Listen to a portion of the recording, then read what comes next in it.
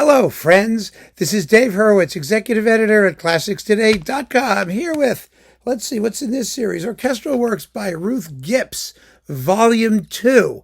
I did Volumes 1 and 3. Volume 1, you can find a review on ClassicsToday.com, and Volume 3 I did here. I skipped Volume 2 for some reason. I had it sitting around, and I found it. So here it is. What do we get? On Volume 2, we get Chanticleer Overture, the Oboe Concerto, Death on a Pale Horse, or On the Pale Horse, it's a symphonic poem, and the Third Symphony of 1965. Oh, the music is so variable. It really is. Let's take these things in order. Chanticleer. Now, Chanticleer is a rooster, as you may know, and this was the overture to an unfinished opera about barnyard animals. Maybe she heard Janacek's The Cunning Little Vixen and just gave up. Anyway, it's a rather glum and uninteresting overture. I mean, really, it is. I know there's supposed to be animals. It doesn't have to necessarily be funny. It's a story that's going to be taken rather seriously, but I get no sense of joy out of this piece. Is it introductory? Is it operatic? Not exactly. It just strikes me as very meh. Just there in the middle, you know what I mean? The Oboe Concerto, on the other hand, now that's something special. This is a magnificent work for the solo instrument. An absolutely wonderful piece. It's substantive. It's 22 minutes long, which for a wind instrument is a haul because it's all, breathing and breath control. Really a fine, fine work. It deserves to enter the repertory of oboists everywhere and to be performed because audiences would love it. It's really, really attractive. First-class thing. This got my enthusiasm up for the tone poem, Death on the Pale Horse. So this is the earliest work here. It's from 1943, and it's what it sounds like. It's based on the Rembrandt painting, actually, and it's a good work. It's a grave, elegiac, threnody kind of thing, noble in inspiration, not overly long, and a serious piece. It was written during the Second World War. And it's enjoyable. I can imagine it's not going to be played all that often because people will go hear the Isle of the Dead and the Kindertotenlieder, so maybe Death on a Pale Horse will also attract some people. But I suspect that it will remain in obscurity because, like so much of her work, you admire the craftsmanship, you admire its sincerity, but it just isn't hugely compelling. I mean, think of something like Martinu's Memorial to Lidice. I mean, something that's just gut-wrenching and gripping. And this just isn't. I like it. It's nice.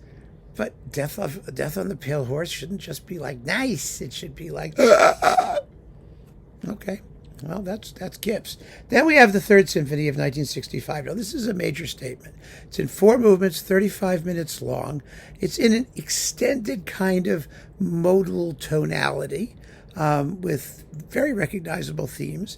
It has some beautiful orchestration, for harp and glockenspiel and the scherzo, and the conclusion. The conclusion is a slow movement with contrasty episodes, as is actually the first movement. And that's the problem with the piece. Again, I want to like it more than I do, because every one of her works that I've heard, and her large works particularly, have splendid moments. This work has some powerful gestures, some really good thematic material, some evocative orchestration, but it just doesn't hold together.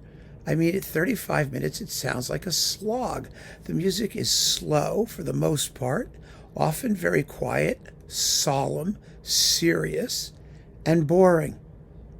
That's the bottom line. I've listened to it now like 6 times, and I really have, because there are beautiful things. I wanted to sort of wrap my brain around it formally, and I think I get where it's going. But it's just dull in how it works its stuff out, and the length of, one of the things, let me just put it this way.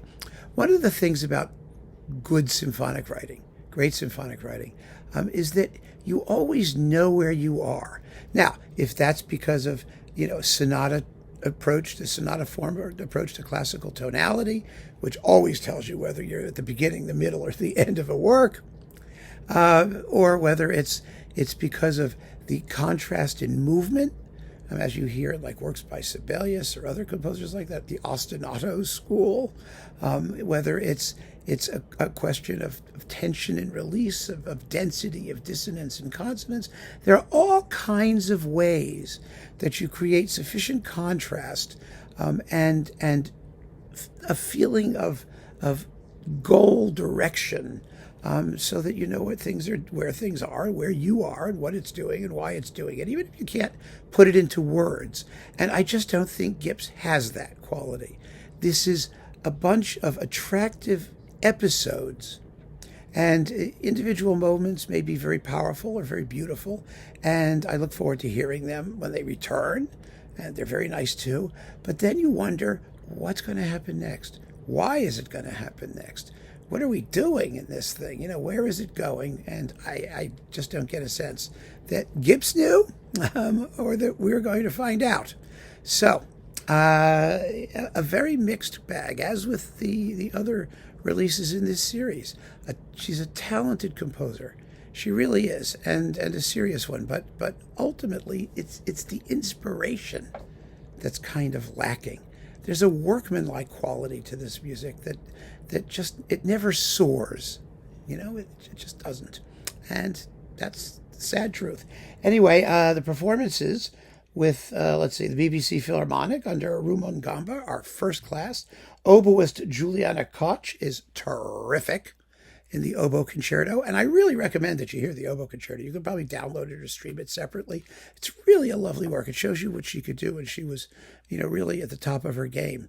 The other stuff, not so much. So keep on listening, friends. Thanks for joining me. Take care.